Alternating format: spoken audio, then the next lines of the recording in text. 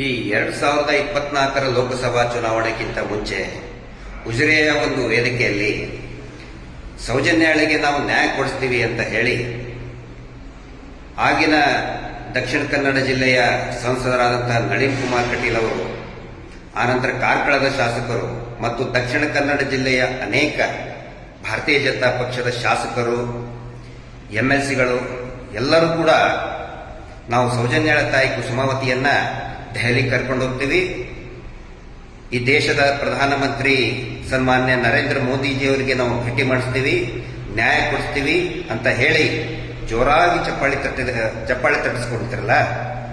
ಈಗ ಆ ಕಾಲ ಬಂದಿದೆ. ನೀವು ತಾಯಿ ಕುಸುಮಾವತಿಯವರನ್ನ ಕರ್ಕೊಂಡು ದೆಹಲಿಗೆ ಹೋಗಿ ಮೋದಿಜಿಯವರನ್ನ ಭೇಟಿ ಮಾಡಿಸುವಂತ ಅವಶ್ಯಕತೆ ಏನಿಲ್ಲ.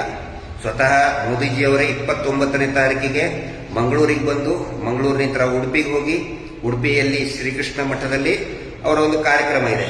ಅಲ್ಲಿ ದಕ್ಷಿಣ ಕನ್ನಡ ಜಿಲ್ಲೆಯಲ್ಲಿನೇ ತಾಯಿ ಕುಸುಮಾವತಿ ಅವ್ರನ್ನ ಮೋದಿಜಿ ಅವರಿಗೆ ಭೇಟಿ ಮಾಡಿಸಿ ನೋಡಿ ನ್ಯಾಯ ಕೊಡಿಸಿ. ಯಾರು ಮಾಡಿದ್ದಾರೆ, ಯಾರು ಸೌಜನ್ಯಾಳ ಅತ್ಯಾಚಾರ ಕೊಲೆ ಮಾಡಿದ್ದಾರೆ ಅಂತ ಹೇಳೋ ಅವಶ್ಯಕತೆ ಇಲ್ಲ. ಅದು ನಿಮ್ಗೆ ಗೊತ್ತಿದೆ, ನಿಮ್ಮ ಮನಸ್ಸಿನಲ್ಲೇ ಇರಲಿ. ಆದ್ರೆ ನ್ಯಾಯ ಕೊಡಿಸಿ ಅಂತ ಒಂದು ಮಾತು ಹೇಳಕ್ ಬರ್ತಲ್ಲ, ಕಾಯ್ತಾ ಇದ್ದೀವಿ. ಯಾಕಂತ ಹೇಳಿದ್ರೆ ನೀವೆಲ್ಲರೂ ಕೂಡ ಹಿಂದೂ ಧರ್ಮದ ಕಾಂಟ್ರಾಕ್ಟರ್ ಅಲ್ಲ, ಗುತ್ತಿಗೆದಾರ. ನೀವು ಕಾಂಟ್ರಾಕ್ಟ್ ತಗೊಂಡ್ಬಿಟ್ಟಿದ್ದೀರಿ ಹಿಂದೂ ಧರ್ಮದ್ದು. ಅಲ್ಲಿ ಸತ್ತಂತವ್ರು ಎಲ್ಲರೂ ಕೂಡ ಸೌಜನ್ಯಾಳ ಕೂಡ ಹಿಂದೂ ಧರ್ಮದವಳೆ. ಎಲ್ಲ ಹೆಣ್ಮಕ್ಳು ಕೂಡ, ಚಿಕ್ಕ ಮಕ್ಕಳು, ಬಾಲಕಿಯರು ಎಲ್ಲರೂ ಕೂಡ ಹಿಂದೂ ಧರ್ಮದ ಹೆಣ್ಮಕ್ಳೇ. ಗುತ್ತಿಗೆ ತಗೊಂಡಿದ್ದೀರಲ್ಲ, ದಯವಿಟ್ಟು ಪ್ರಧಾನಮಂತ್ರಿ ಮೋದಿಜಿಯವರು ಬಂದಾಗ ಈ ಎಲ್ಲ ವಿಷಯಗಳನ್ನ ಹೇಳಿ ಅವರಿಗೆ.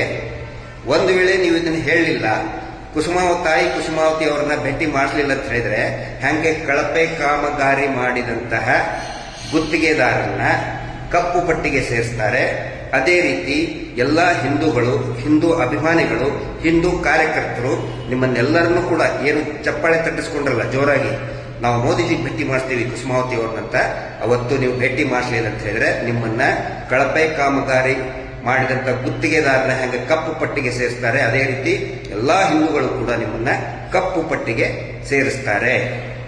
ನ್ಯಾಯ ಕೊಡಿಸೋದು ಹೋಗ್ಲಿ, ಸ್ವತಃ ಸಿಬಿಐಗೆ ಮರು ತನಿಖೆ ಮಾಡಕ್ ಹೇಳ್ಬಿಡಿ, ಅವರು ಶಿಫಾರಸು ಮಾಡಕ್ ಹೇಳ್ಬಿಡಿ. ಅವರಿಗೆ ತಪ್ಪಿತಸ್ಥ ಅಧಿಕಾರಿಗಳಿಗೆ ಶಿಕ್ಷೆ ಆಗಬೇಕು ಅಂತ ಶಿಫಾರಸು ಆದ್ರೂ ಮಾಡಕ್ ಹೇಳಿ. ಇಲ್ಲ ಅಂತ ಹೇಳಿದ್ರೆ 29ನೇ ತಾರೀಕು ಡಿಸೈಡ್ ಆಗುತ್ತೆ.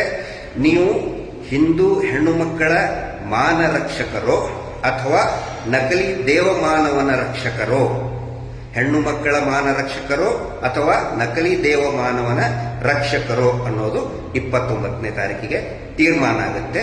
ವೇಟ್ ಮಾಡ್ತಾ ಇದ್ದೀವಿ. ನಮಸ್ತೆ. Justice for Soujanya.